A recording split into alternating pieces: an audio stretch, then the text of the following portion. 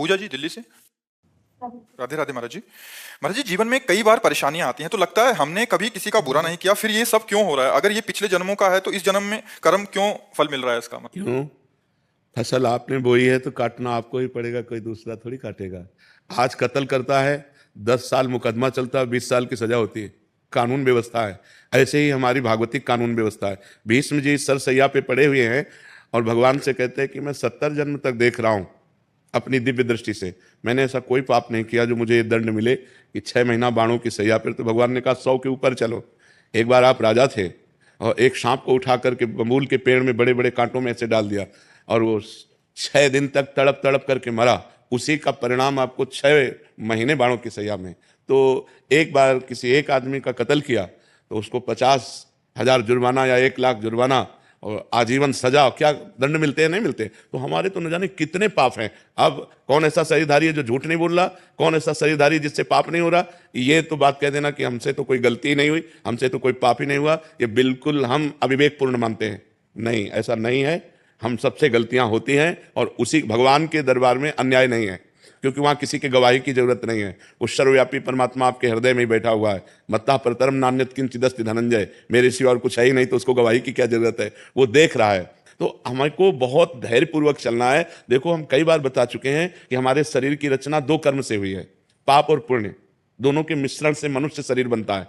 केवल पाप से यातना देह का निर्माण होता है जो नरक में मिलता है। केवल पुण्य से देव देह का निर्माण होता है जो स्वर्गलोक, महारलोक, जनोलोक, तपलोक, सत्यलोक आदि में।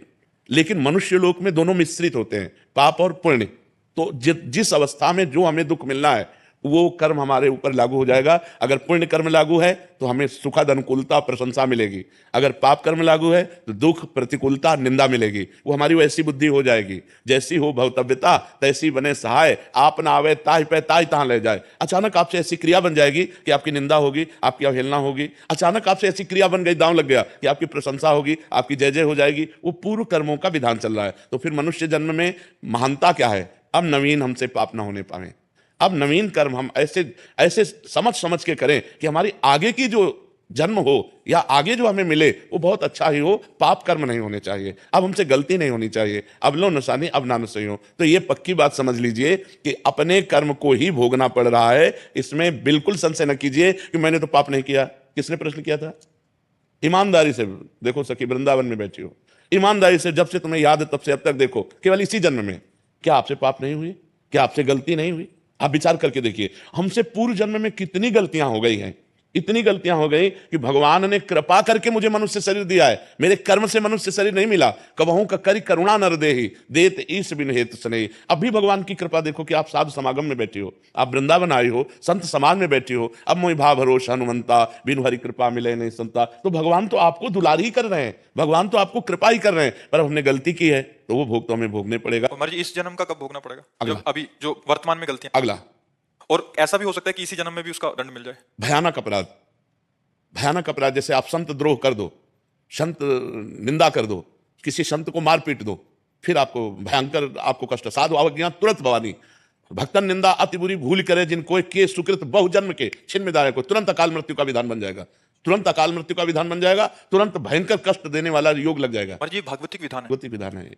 2 मिनट में किसी को मार दिया, इसके बाद आजीवन कारागार और उसको ऊपर से बोले 1 लाख रुपया जुर्माना।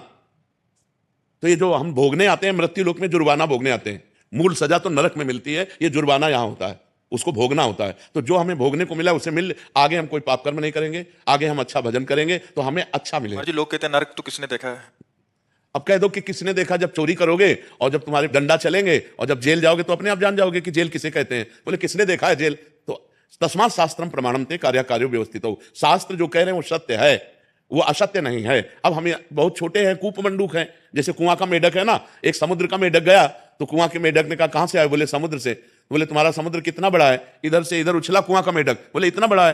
बोले नहीं। बोले इतना बड़ा है? बोले नहीं। बोले जिंदगी भर तू उछलता रहे तो भी तू समुद्र की थार नहीं पा सकता। अनंत ब्रह्मांडों के रचयिता भगवान ने रचा है। स्वर्ग नरक, पाप पुण्य, उसका फल दोनों रचे और आपको छूट दे दी है। आप पाप कमा लो या पुण्य कमा लो। तो मनमानी आचरण करने में कोई तो मानता नहीं है। और जब परिणाम आता है तब भगवान को कोसता है। तो ये विधान भगवान का बनाया हुआ आपके कर्म के अनुसार है। आपने जो कर्म किया उसके अनुसार विधान बनाया हुआ है। को न काहू के सुख दुख कर दाता, निज कृत कर्म भोग सुन भ्राता। इसीलिए जो धर्मात्मा पुरुष होते हैं, शास्त्र को जानने वाले होते हैं, एक भी कदम गलत नहीं रखते। भाई मैं नहीं पाप कर्म नहीं करूंगा, तो मुझे मार डालो, पाप कर्म नहीं करूंगा, चाहे जितना कष्ट दो, मैं अधर्म नहीं करूं। क्योंकि जानते हैं कि अधर्म जो है ब्याज के ऊपर ब्याज लग करके ऐसा फलीभूत होगा कि हमारे पुरखा पानी पा जाएंगे भोगते भोगते। तो ये भगवान का गलती थोड़ी है कि यार एक को तो इतनी सुख सुविधा दे दी, एक को इतनी दुख दुविधा दे दी। नहीं, दोनों के कर्म हैं। उसने कर्म किया उस जगह पहुंच गया, उसने कर्म किया इस जगह पहुंच गया। एक बार राजस्वी यज्ञ में एक चीटा एक दाना लेकर के चावल का, और एक टांग टूटी हुई थी, 3 टांगों से बड़ी मेहनत से चल रहा था। अर्जुन जी ने देखा, भगवान से कहा, सर्वलोक महेश्वर श्री कृष्ण, क्या इस पर कभी कृपा नहीं होगी? ये बेचारा चीटा एक चावल के दाने को बड़ी मेहनत से ले जा रहा है। तो भगवान ने कहा, तुम्हें पता नहीं, मुझे पता है, ये 14 बार इंद्र बन चुका है।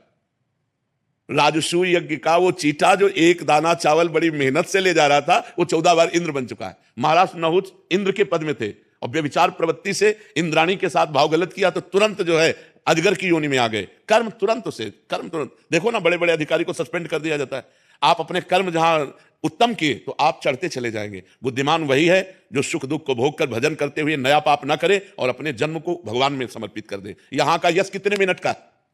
जब तक तुम्हारा शरीर छूटा, कौन पूछता है यार? तुम चाहे जिस पद में हो और चाहे जितने बड़े यशस्वी हो, तुम्हारे मरने के बाद यहां जब भगवान का नाम नहीं ले रहे लोग, तो तुम्हारा नाम कहां से लेंगे?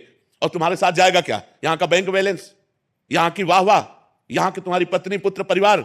अरे जब देह नहीं जाएगा तो तुम्हारे साथ कुछ नहीं जाएगा। दुनिया में लाखों का मेला जुड़ा, हंसा जब उड़ा तो अकेला उड़ा। उसे अकेला भोगना पड़ता है, फिर नई योनियों में जाकर के दुर्गति भोगता है। इसलिए होश में रहो। जो पूर्व पाप का कर्म है उसे भोग लो हंसते हुए। आगे कोई पाप मत करो, नाम जप करो और अच्छे आचरण करते हुए विजय को प्राप्त हो। परमात्मा ने तुम्हें खेती दे दी और बीज दे दिया, अब बोते क्या हो ये तुम्हें देखना है। खेती दे दी भारत भूमि में मनुष्य शरीर, बीज दे दिया तुम्हारी बुद्धि। पाप कर्म बोते हो या पुण्य कर्म बोते हो? अब बम्बुल बोगे, दाग छुआरा खाना चाहोगे तो बेकूफी होगी। गन्ना बोगे तो गन्ना मिलेगा, बम्बुल बोगे तो बम्बुल मिलेगा। अवश्य में भोक्तव्यम कृतम कर्म शुभाशुभम। या मनमानी आचरण करते हैं, इसके बाद भगवान को दोष देते हैं। नहीं भाई, बहुत संभल करके करो, फिर देखो आपको आनंद आता है कि नहीं।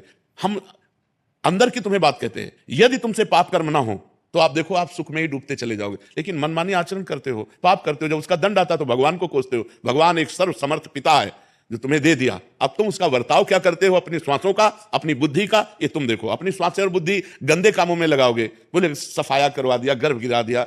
अरे इतनी हमारे वैज्ञानिकों ने व्यवस्थाएं रखी है कि आप वहां तक पहुंचो ही मती।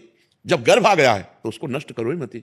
वो भगवान का जीव अंश है। अब आप उसकी हत्या करोगे, उसका दंड मिलेगा कि नहीं मिलेगा? और जब दंड मिलेगा बोले हमने तो कोई पाप किया नहीं। पराये पुरुष से व्यभिचार करोगे, हमने कोई पाप नहीं किया। पराई स्त्री से व्यभिचार करोगे, हमने कोई, हमारा शास्त्र कह रहा है ये व्यभिचार है, ये पाप है। जिस स्त्री को स्वीकार करे आजीवन उसी पर ही अपने जीवन को निर्धारित रखे, किसी दूसरी स्त्री से सहवास न करे। एक स्त्री जिस पति को स्वीकार करे उसे भगवान मान करके आजीवन निर्वाह करे। ये हमारे भारत की पद्धति। हमने कभी डिवोर्स नहीं सुना पीछे, ये अभी चला है, ये जो गर्लफ्रेंड बॉयफ्रेंड इन्हीं के बाद ये चला है। नहीं, हमने कभी डिवोर्स नहीं सुना।